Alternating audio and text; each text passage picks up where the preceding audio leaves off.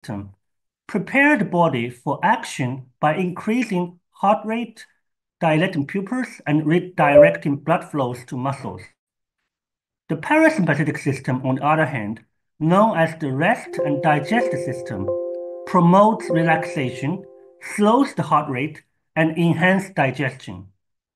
Together, these systems ensure our organs respond appropriately to internal and external stimuli, maintaining body homeostasis. Our lab has been working on a bidirectional communication between the gut and the brain, with primary focus on of the organization principle of the gut-associated nervous system and how the physiology, including digestion, metabolism, gut immunity, and are regulated by the nervous system. Beyond the autonomic neurons located in the peripheral ganglion, the gut is uniquely equipped with its own intrinsic nervous system, the enteric nervous system. The enteric nervous system spans the entire gastrointestinal tract from esophagus all the way to the anus. It consists of neurons and associated enteric glia, organized into two primary neuron plexus, the myenteric plexus and the submucosa plexus. The submucosa plexus is located beneath the gut mucosa, plays a key role in controlling secretion and blood flow, while the myenteric plexus is located between two layers of smooth muscles in the muscle wall and are primarily functions in regulating gut motility. Often referred as the second brain or the brain of the gut, the enteric nervous system forms a highly organized neuronal network composed of diverse neuronal types. This network is essential for nearly all gastrointestinal functions, including digestion, absorption, motility, gut blood flow, endocrine, and metabolism. And therefore, it evolves in many types of gut-associated diseases. Remarkably, the enteric nervous system can operate independently without requiring input from central and or the autonomic nervous system. Nevertheless, the enteric nervous system is also closely associated with the rest of the autonomic nervous system. For instance, in these tracing experiments conducted in our lab, we injected AAVs express two different fluorescence proteins into the dorsal motor nucleus of the vagus and the celiac supramesenteric ganglion. By the way, can you see my cursor on the screen? Okay. Yeah, we're good. Okay. And to label both the parasympathetic terminals and the sympathetic terminals within the gut wall. And often we can see that the terminals from the sympathetic and the parasympathetic systems are closely associated with the enteric nervous system labeled in blue.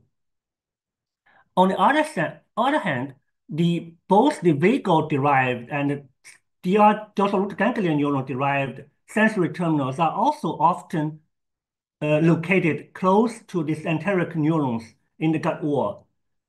These histological analysis revealed that the terminals of both the motor pathway and the sensory pathway of autonomic nervous system is closely associated with the intrinsic nervous system, indicating that the enteric nervous system plays a key role in communicating the brain with the gut.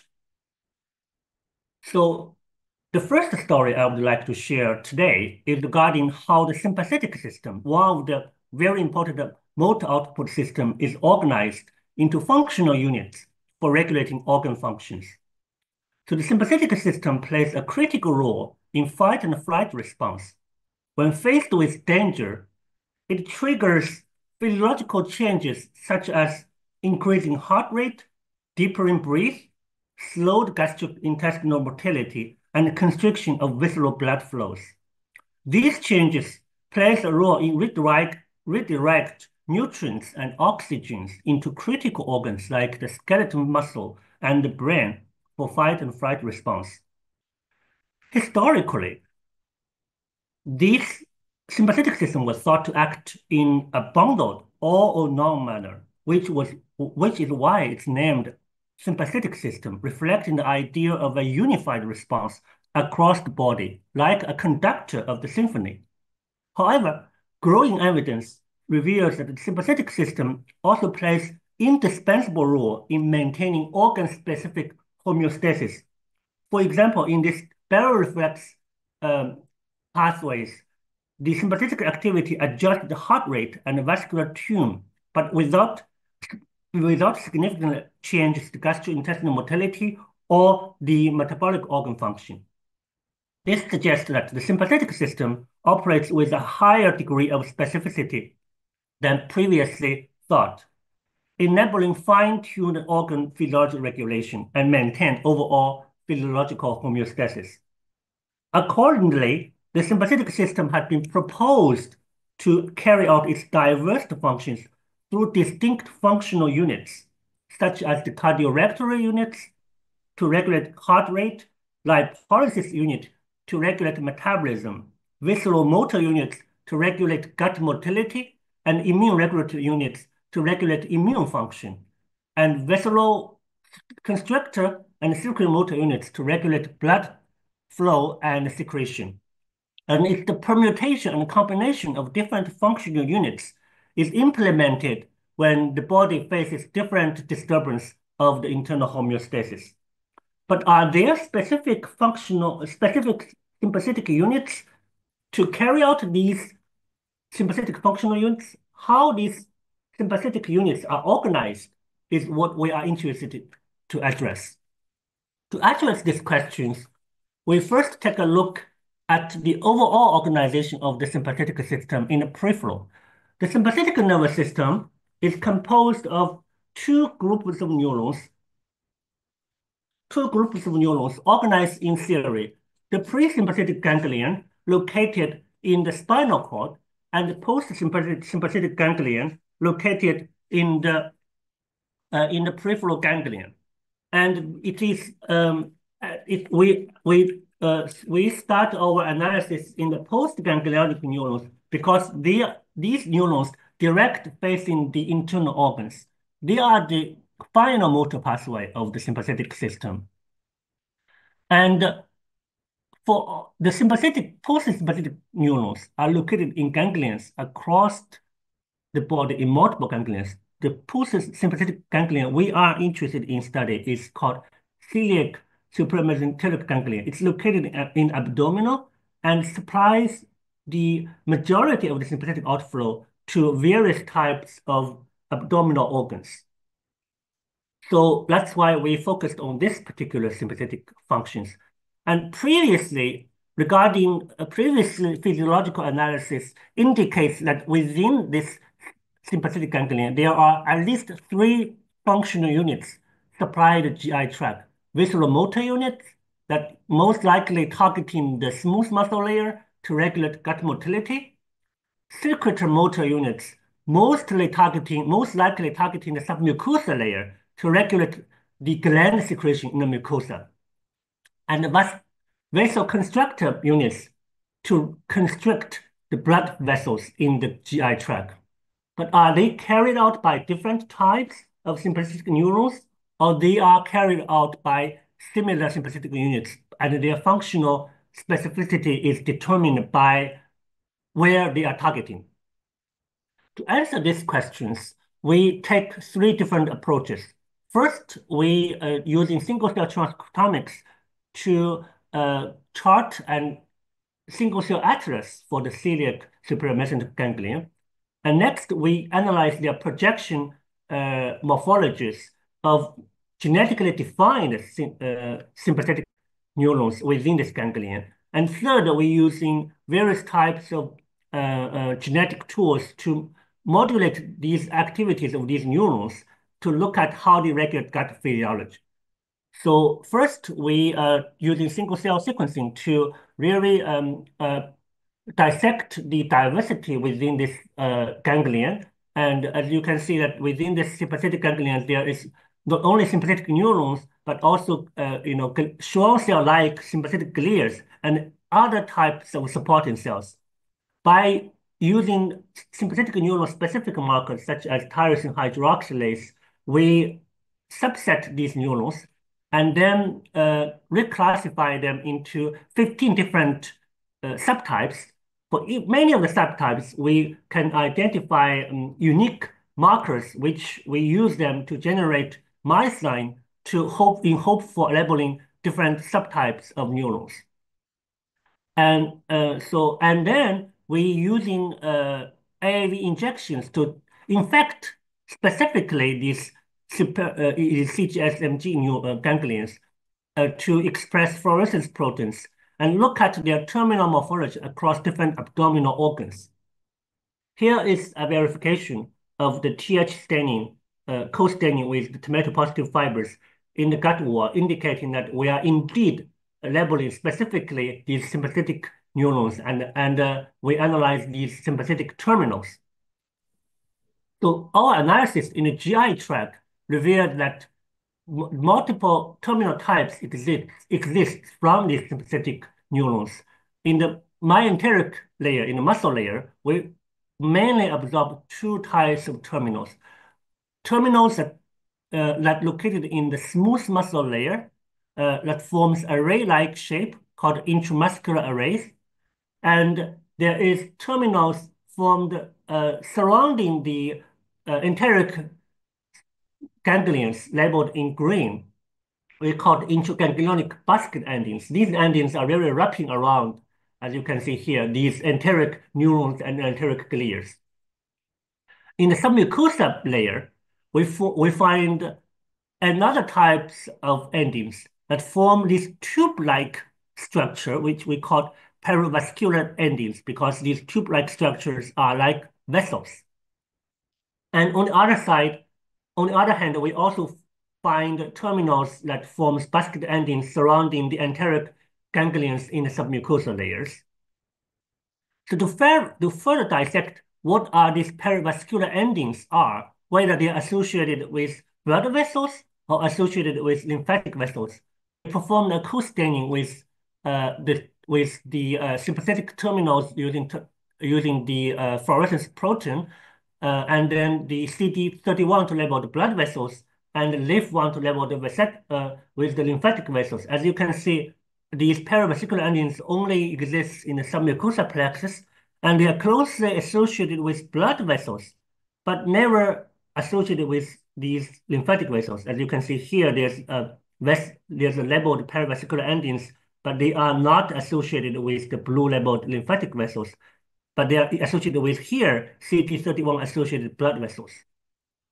So in summary, our morphological analysis indicated that sympathetic neurons form at least three types of endings: the intraganglionic basket endings associated with enteric neurons and enteric glias, perivascular endings that associated with blood vessels, and intramuscular endings that exist in the smooth muscle layer. So next, we dive into different types of reporters we obtained through the single-cell analysis and look at whether different subtypes of enteric neurons form different terminal morphologies. And here we analyzed, among the crylines we analyzed, there's two crylines that give us the most exciting results.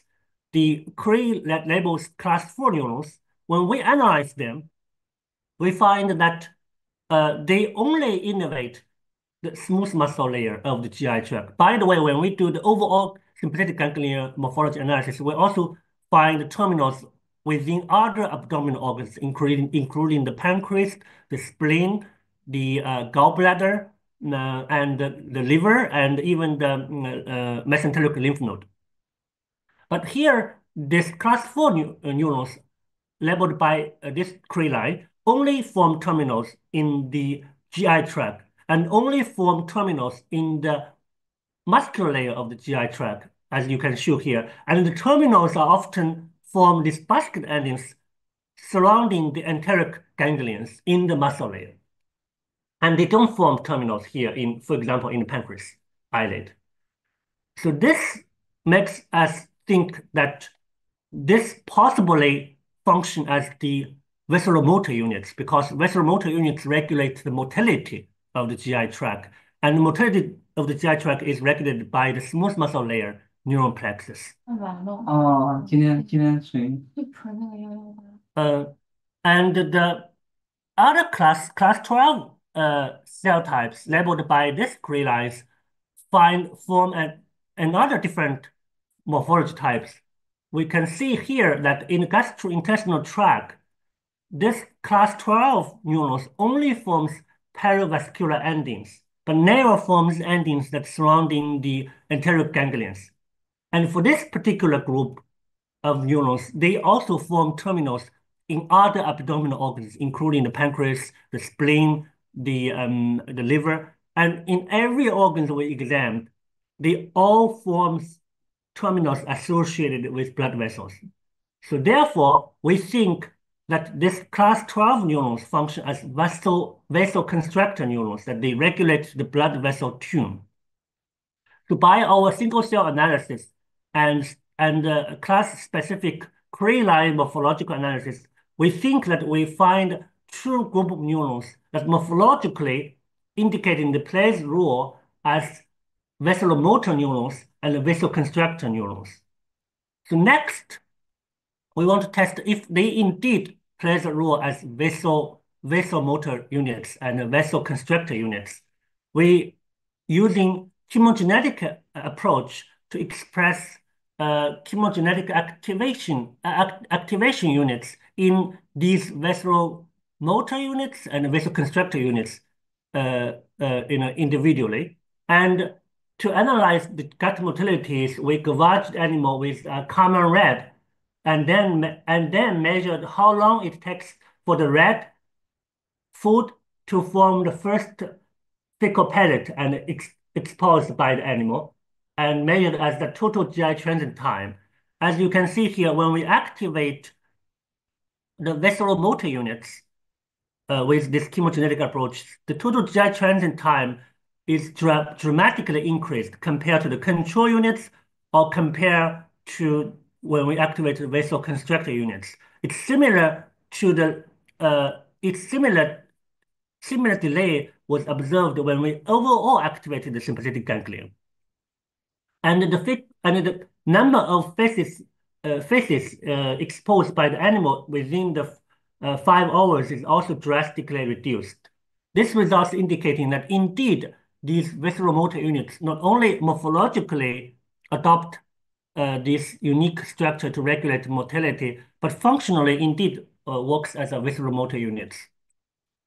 To measure the blood flows, we're using this laser spectral meter to look at the blood flow within the blood vessels of the GI tract and using optogenetics to activate different groups of sympathetic neurons.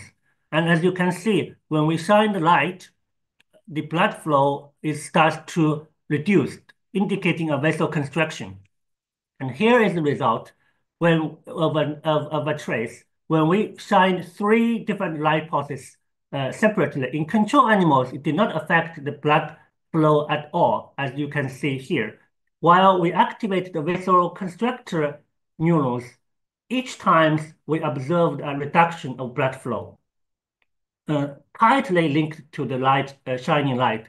And when we activate the vasomotor units that regulate the motility of the gut, there's no change of the blood flow. So this experiment indicates that indeed these perivascular endings function as vasoconstrictor units to regulate the blood flow of the. Here we tested the GI tract, but I suppose it's similar in other abdominal organs. So in summary of our sympathetic work that we already submitted, we draw an atlas of the celiac sympathetic ganglion, which I did not expand my presentation here, but we analyzed in different developmental times, and we analyzed sympathetic neurons targeting different organs. We analyzed their projection specificities and terminals within the various types of abdominal organs with a focus in the gastrointestinal tract of different subtypes of sympathetic neurons. And from this analysis, we find 2 separate groups of neurons. One is class 4 that from morphology and function analysis indicating that these are the visceral motor units that regulate gut motility only. And the other classes that form perivascular endings, they do not regulate gut motility, but they regulate the blood flow of the GI tract. From this work, we think that different sympathetic functional units are really encoded, at least in the post-ganglionic neuron level, by genetically defined separate cohorts of neurons. And this dissection, keep in mind that this is the last layer of the whole sympathetic pathway that facing the organs directly. From that dissection, we think that sympathetic functional units in the last interface between the sympathetic system and organs are encoded by genetically defined units, and this really serves as an entering point using tracer tools in the future to look at how brain really implement these different sympathetic functional units, whether there exists convergence, that exists neurons that can coordinate these functional units in the same times, or there are separate pathways as label lines to regulate these functional units. And these would be our future studies. So the second story I would like to share is regarding the sensory pathways for organ-brain communication. As I introduced, the sensory pathways inform the brains about the state of the organs, and it provides critical feedbacks for brain to regulate the organ physiology. There are mainly two types of sensory pathways in the peripheral nervous system. The vagal sensory pathway, with its sensory neurons located in the nodostegular ganglion in the neck area, and the spinal pathway here labeled in greens, with its sensory neurons located in different dorsal root ganglions located from rostral-caudal levels. The vagals for the interoception, for the brain to sense the state of the internal organs, the vagal pathway has been most of the attention in the last decades, with many publications indicating that the vagal sensory neurons plays a role in sensing sensory information from various areas of the body, including the laryngeal, the blood vessels, the lung, the stomach, for mechano and nutrient detection, and even for tissue inflammation. And often, the vagal sensory terminals, when they reach individual organs to sense organ-related sensory information, they are associated with local cell types. For example, here associated with keratic bodies in the keratic organ to sense blood gas, and associated with the neuroendocrine bodies within the lung to sense lung-related stretch and chemical information, and associated with the taste bud in the laryngeal epithelials to sense the chemical information in the epithelia. So this would become a theme for many of the interoception pathway. So, however, the spinal pathway hasn't really attracted much attention for its function in interoception. So the spinal pathway are known to mediate many of our somatic sensations, including touch, pain, itch, and temperature. But in fact, there's about 5% of the sensory neurons from the DRG, from the dorsal root ganglia, innervates not the skin, but the internal organs, and it plays a role in relaying sensory information from organ to the brain. To analyze this spinal pathway, we first, there's recent publications about the mechanosensory channels, piezo, in mediating in the dorsal root ganglion to mediate organ-related interoceptive pathways. However, to gain a comprehensive view of how the dorsal root ganglion, the spinal sensory pathway, innervate various organs, we adopted an intersectional genetic approach to specifically label the spinal sensory pathways. In this, we adopted a Cray-on flip-off reporter, which will label a Cray-specific, which will drive a Cray-specific fluorescence protein expression But when combined with the flippo line, the fluorescence reporter will get shut off. And the flip line we use is FOX2B flip. And this flip line labels most of the peripheral nervous system, but not the dorsal root ganglion. So this really provides us an opportunity to exclude the neural terminals from all the other peripheral organs, like peripheral ganglions, like the sympathetic ganglion, parasympathetic ganglion, the enteric system, and the nodal and the vagosensory neurons. And when we combined with VGLT2 which labels all the sensory neurons, we can see that the dorsal ganglions get labeled, but the nodal ganglions are not get labeled at all. The jugular ganglions also get labeled, but they only innervate the head and neck area.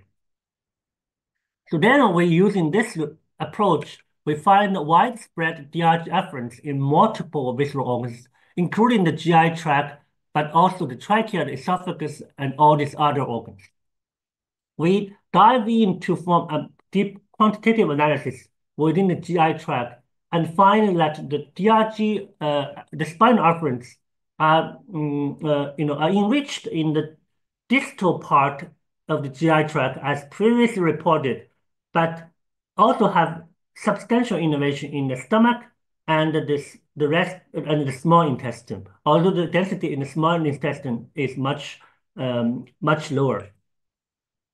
Next, we're using optogenetic approaches to specifically activate these sensory terminals within the GI tract, within the colon, because we can stick an optical fiber in the colon, and we to see what kind of behavioral response these DRG sensory pathway will induce.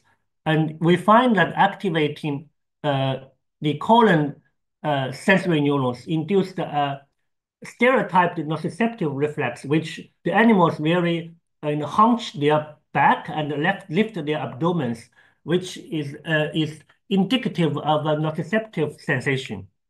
And here is the quantification when we activate these neurons with optogenetics, the frequencies of this back hunching event is drastically increased. And now the visceral pain sensation is not only can induce this reflective behavior, but also associated with negative emotions. To test if activating these DRG terminals in the colon is indeed induced visceral pain, we test its negative emotion, whether it can induce negative emotion. So here we perform a step-down assay, which the animal was put into a platform with around 1 centimeter high and with its optical fibers stuck in its colon. And when you lift the barrier, the animal will explore and quickly step to the floor of the behavior chamber usually within half a minute. And when they step to the floor, we deliver optogenetic activation. So the animal will couple the floor with whatever sensation they receive that caused by the sensory neurons in the colon. And we repeatedly doing this. And if the optogenetic activation is induced a negative emotion, then in the next round, the animal will we're reluctant to step down from the platform. So as you can see here, we quantify how long it takes for the animal to, from the platform to the floor as a step down time. As you can see from the green bar, which we put a balloon to extend the colon of the animal. So it takes the animal longer and longer time to step down to the floor because they know that when they step to the floor, they will receive a stimulation that is unpleasant. And when we do in optogenetics, we also observe the similar delay of the step down time, indicating that indeed optogenetically activating the DRG terminals in the colon will cause the negative valence. So here we're using intersectional genetic method to reveal the extensive DRG afferents in multiple visceral organs. And we analyze different subtypes of DRG, which I would not dive in details in the colon that can mediate different degrees of nociceptive reflex. And these sensations are aversive, indicated by our step-down assays. So when we analyze the terminals of the spinal sensory neurons, we often find that, as I mentioned, that they form structures associated with intrinsic nervous system, the enteric nervous system. As you can see here, from all areas of the GI tract, they always, many of them forms this, endings associated with the enteric ganglions. And this makes us very think that whether there's a putative functional coupling between the intrinsic nervous system, the enteric neurons, and the spinal sensory pathway. Because the enteric neurons from others and our analysis also contain sensory neurons. And if the external sensory fibers are associated with the enteric ganglions, whether the enteric neurons can relay sensory information through the DRG spinal cord to the brain to induce behavior. Because if that's true, it will, it will change our understanding of the enteric system. The previous understanding think the enteric nervous systems only relay its information within the gut to regulate gut physiology, would not cause any consciousness or behavior changes. So to test this, we inject AAV locally in the colon to express channel rhodopsin, and this method will very specifically only labels the local enteric neurons. And in the same approach, we're using optogenetics to activate these neurons in live animals. And first, we look at C-force expression in spinal cord dorsal horn, and we find that there's an increased C-force positive neurons in the dorsal horn area of the spinal cord, indicating that activating the enteric neurons with optogenetics indeed induce neuron activation of the spinal cord. Behavior analysis indicating that indeed activating enteric neurons can induce this back hunching reflex, similar to what we observed when we activated the sensory terminals from the DRG directory. However, when we're using a step-down assay to analyze the emotion associated with activating enteric neurons, there's no delay of the step-down time, indicating that in normal and under normal conditions, activating enteric neurons induced a behavior reflexes, but the sensation is not very aversive. That is different from activating the DRG terminals in the colon.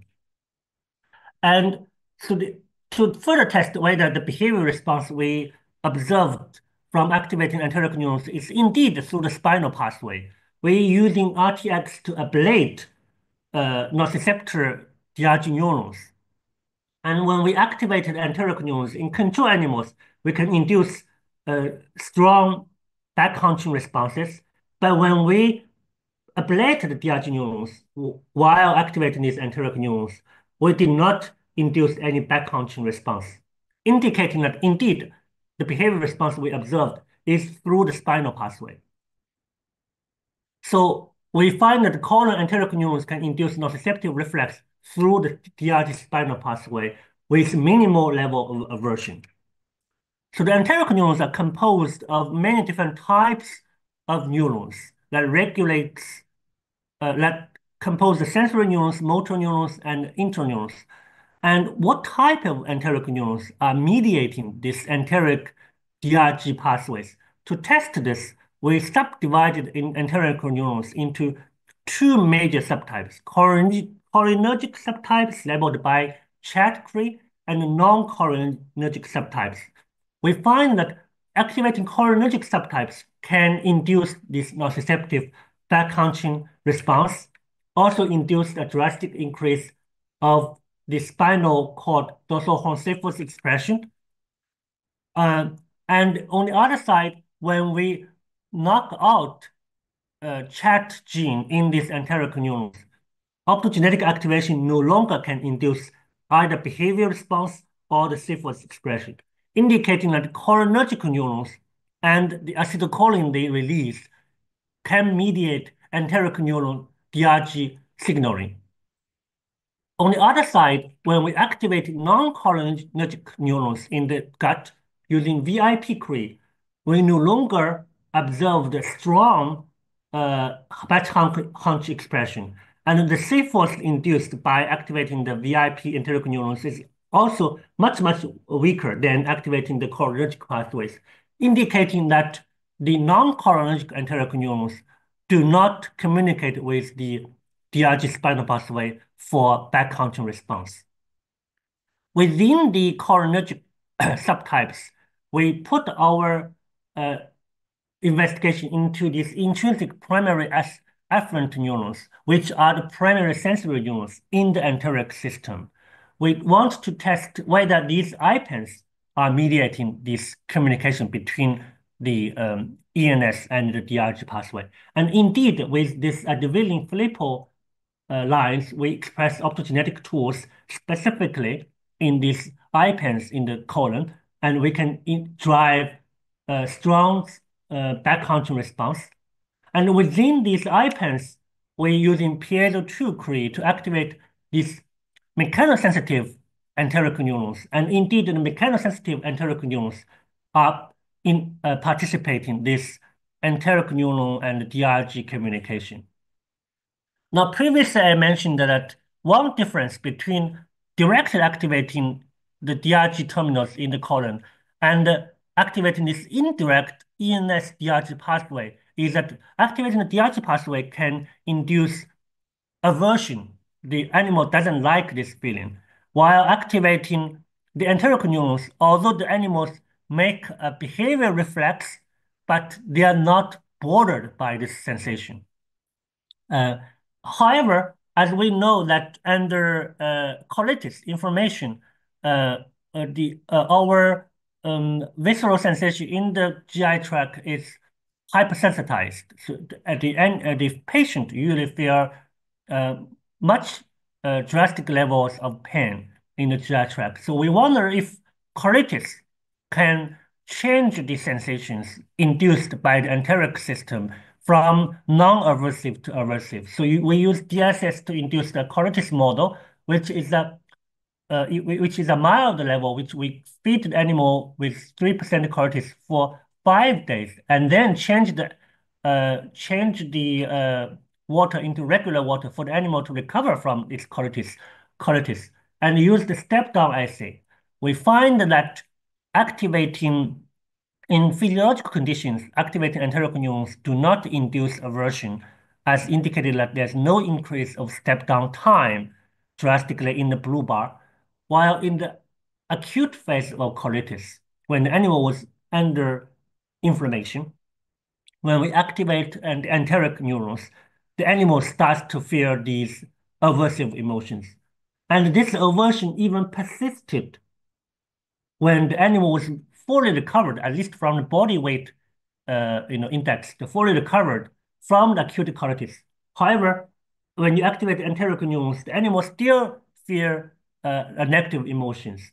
And this is probably consistent with some of the clinical observations that even the patients was recovered from acute inflammation in the GI tract, their GI tract become hypersensitized, and they often feel much higher level of uncomfortableness, even when there's no acute inflammation in the GI tract. So in summary, our analysis developed a tools for dissecting spinal pathways for interoception. We demonstrated an enteric DRG pathway to mediate gut interoception, and this is most likely to be carried out by cholinergic enteric neurons through acetylcholine as a mediator.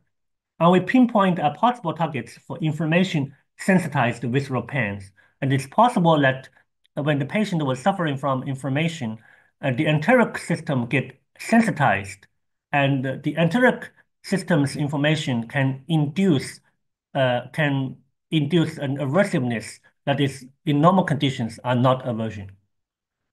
And let's In summary, our lab focused on the brain-gut communication mediated by the peripheral sensory and motor pathways, with an emphasis on autonomical neurobiology and interoceptions. And today I haven't had time to talk about how these gut-associated autonomic neurons regulate metabolism and immunity, but I hope in the future I can share you guys with stories related with these topics. And thank you very much.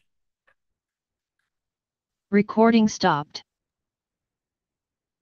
Okay, so thanks a lot, Fei. Very comprehensive um, sympathetic biology. And we can start the question section. Anyone have question?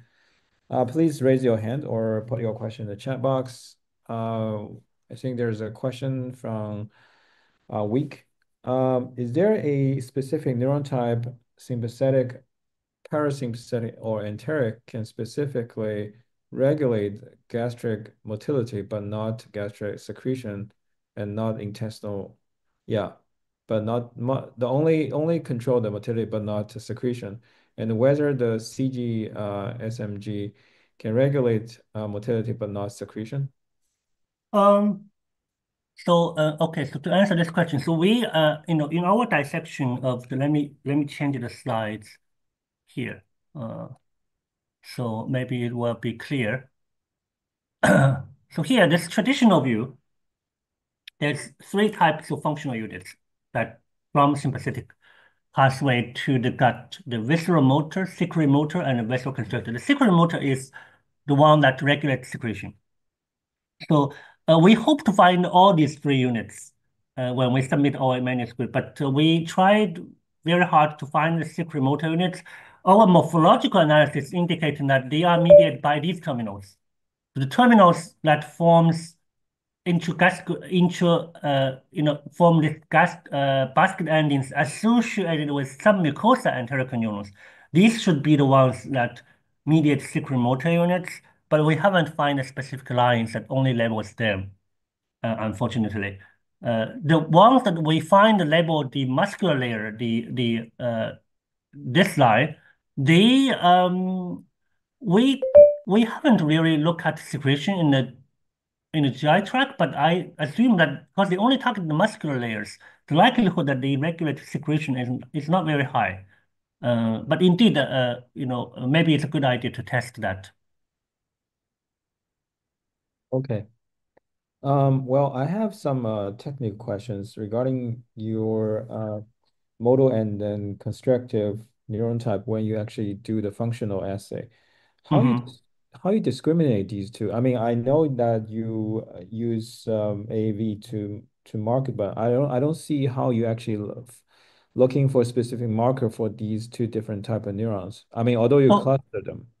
so we have different subtypes when we do the single cell analysis. So we based on subtypes we generate Cree lines. Yeah, that's my question. Which query? I mean, you haven't Oh, talked about yeah. it. This is a old size. So now we submitted the paper. So I probably should just Oh, change the Korean lines. I'm sorry, but we will put our papers in bioarchive soon. So you'll probably be able to see what I Korean see. lines they are. But we So have specific you Korean have. line. I was just curious which how you actually Uh-huh. discriminate them. Okay. Yeah, yeah. Uh, So we have Korean lines that really nicely discriminate them very very well. I see.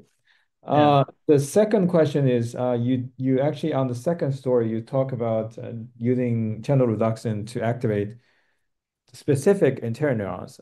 How did you Yeah. do? Oh, so for the enteric neurons here, the specificity is not really to each cluster. We have these tools for many of the single clusters, but for this work, we very broadly just separate them. So first, we find that overall activating Yeah, enteric sure. neurons can have phenotypes. Then we just subdivide them into chat positive and non-chat positive using chat Cree and VIP Cree Okay.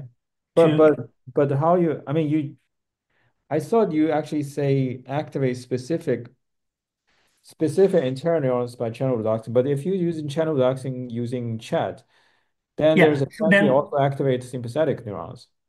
No, sympathetic neurons are all not cholinergic. They are using epinephrines and norepinephrines as neurotransmitters. So chat-free does not label the sympathetic ganglion. They do label the parasympathetic pathways, but the parasympathetic pathways. So the virus we use, the AAV9, really does not works very well to label the parasympathetic pathways from the terminals. So unless you inject into where the somas are, the parasympathetic pathway do not uptake these viruses at all. So Using so you're pretty much using the genetic tool instead of using the virus to oh, we, actually. we use virus. Here, for the enteric neuron, we use virus. But how you actually make sure that all the virus can label all the internal neurons? I mean, if So even you inject it in the tissue wall, in the colon or in this intestine wall, it's impossible to let the virus to spread everywhere on yeah, the. so we because we use optogenetics, so we our optical fiber was inserted between 1.4 to 1.6 centimeters from the anus. And when we inject, when we inject, we put fibers in the same distance and we inject surrounding where the optical tips are, where the light will likely to activate. I see. Okay. So for these experiments, we do not need to, indeed, yes, when we do other experiments that requires us to especially silence all the enteric neurons, it's very difficult because the gut is so long. But for these experiments, we do activations. We only need to infect where the light shines. Okay. Okay. Um, then my other question is because I saw you also use a piezo to test your aversion assay. But that means that the piezo activation can induce acetylcholine release. According to our single cell analysis and some of the report analysis, these PID2 positive enteric neurons are cholinergic. I see. Okay. So they're overlap. They overlap, yeah. I see. Okay.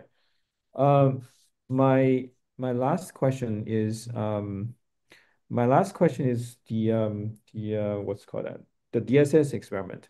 The DSS Mhm. experiment, although you show that the treatment of this colon injury or the stimulation can induce this aversion behavior, but the DSS actually can induce a lot of things. It's not necessarily activate. It's not necessarily sensitize the internal neurons. It's probably, let's say, the DSS can induce large quantity of pro-inflammatory cytokine like TNF, which also can have Mhm. such consequence.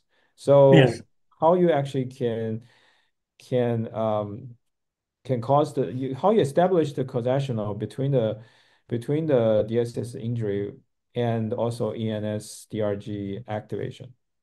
So, so here we actually no. So for this part of experiments, we did not really dive in much. So our experiment, of course, as you mentioned, that the DSS caused drastic changes in gut, including probably the DRG is also sensitized. There's previous reports saying that the DRG it changes expression in the after the inflammation. Here, what we do, the experiment we did is that we compare the optogenetics induced behavior before the DSS and after DSS, and we find that before DSS, activating the enteric neurons do not induce aversion, only induce the reflex, but do not induce aversion. However, after DSS, whatever changes, when you activate the enteric neurons, somehow they start to induce aversion. So it's possible that the enteric neuron itself changes, they secrete different types of mediator, I see. or maybe the connections between the enteric neurons and the DRG changed. We don't know what is changing So at the this moment. so the mice which you tested for DSS, the internal neuron channel reaction mice? Yes. You didn't say that. Yeah, sorry.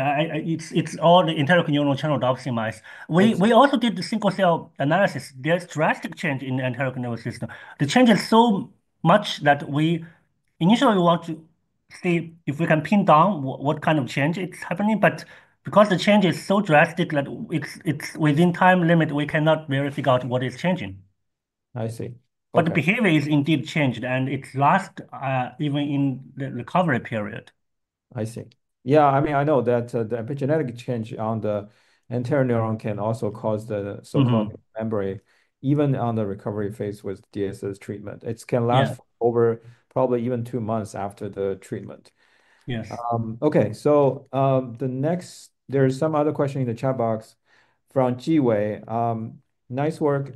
The question is, can nodal ganglion innervate anterior neuron system? And is there any overlapping neurons in the ENS innervated by nodal ganglion and DRG? And are these two type of innervation work independently? Oh, that's a good question. So we did in our manuscript in this work, we did a comparative analysis with the vagal sensory pathway and DRG sensory pathways. Now, of course, I don't have slides here. So there is areas that innervated by both the vagal sensory pathways and the DRG sensory pathways. The vagal terminus also forms, especially the mechanical sensory vagal terminus, also forms terminals associated with the anterior neurons. Now, whether there is a similar association, functional association between anterior neurons and the vagal sensory neurons is remains unknown. And I think it's interesting to test that possibility. Okay. Next question from Cao Yiyun.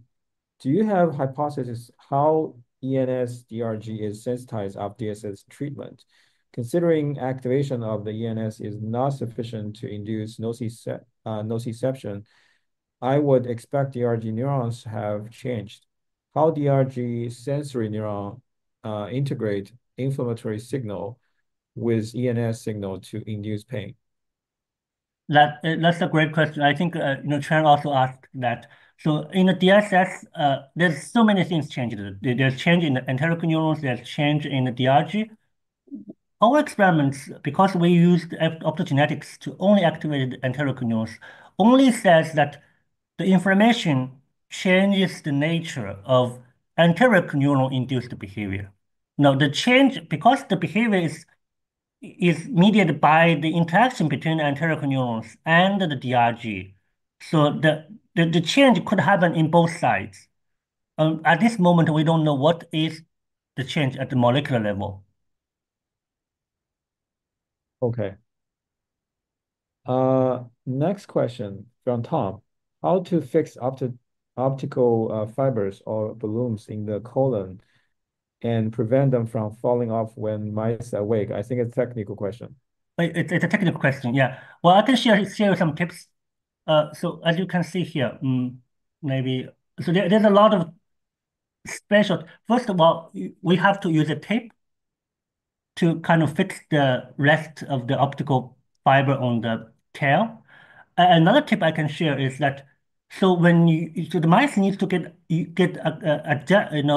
used to the fiber. When you first put the optical fibers in its colon, the mice is really don't like it, and they want to kind of they constantly move their head to their anus to try to kind of remove the poke their own butt and then remove the optical fiber. So we have to put the mice into a like you can think it as a T station. So you put a mice in a platform, a high platform that is very narrow. So when the mice try to turn its head, they will immediately realize that they are in a high place, and it's scary. So use this way, we make the mice adjust to the optical fiber without try to turn its head to move it out for at least 3 days. And after that, the mice will start to do not pay much attention to the fibers. And then we can do the behavior experiments. Otherwise, the mice will always turn its head and want to, pull the optical fibers out. Okay. Next question still from Wake. Whether you have tested the gastric motility behavior phenotype of CGM's SMG cluster A. I think Uh, is yeah, I think it's oh, yeah, yeah. We, okay, let's see. Cluster 8. I didn't mention anything about cluster. Not So eight. A, B, C, D, A, A. yeah, yeah, A, we did here. So here, so the red one is visceral constrictor unit. For the blood vessels, when you activate them, there's no change in the GI transition time. I see. Okay. And only when you activate these terminals associated with the muscular layer enteric neurons, they will have uh, delayed GI transition time. Okay. Next question from He Dayang. So there's two questions. One, IPNs, TRG, and vagal sensory neurons all innervated various layers of the GI tract. Do these neuronal types exhibit distinct sensory modality in detecting stimuli within the GI tract, or do they display unique sensitivities to the same type of the sensory input? Second question, could you speculate on the biological significance of transmitting sensory information from IPNS to DRG neurons? Okay. Yeah, great question. Hi, Diane. Uh, so the first question is, broadly, I think both the DRG and the vagal pathway have mechano mechanosensory neurons. And of course, there is traditional thought that the DRG sensory neurons in the colon are mostly high threshold neurons. But I think a publication in David Ginty's lab indicating that there's also low threshold mechanoterminals within the GI tract. For the enteric neurons, there's not so many report about the sensory properties of enteric neurons. So we did some it's unpublished data, but we did some characterization of the sensory properties of enteric neurons, and there is also very broad sensory spectrums within the enteric nervous system. Now, for a quantitative comparison, it's very difficult. I think we need to, because it's physiological, we need to do really imaging in the same imaging setups, and it has been challenging. So for quantitatively, which one is more sensitive, and the animal physiological conditions is hard to answer. Now, the second question is, what are the functional significance of this enteric DRG coupling? So, it's also a very great question. We have thought about it for a while. So, this is my personal opinion, is that there is many report about how the DRGs can sense information from the mucosal layers of the GI tract because there's a lot of sensory process happening in the lumen mucosal layer. But our histological analysis with intersectional method find that although there is DRG terminals innervating the villi, it's not that drastic. The intensity is not that, the density is not that high. While on the other side, the enteric neurons densely innervate the mucosal layer. So, which makes me think that the sensory information from the mucosal layer probably more likely relies on the enteric neurons to relay the information to the DRG. Although it's possible DRG can also pick up directly the mucosal layer, but the terminals are not that dense.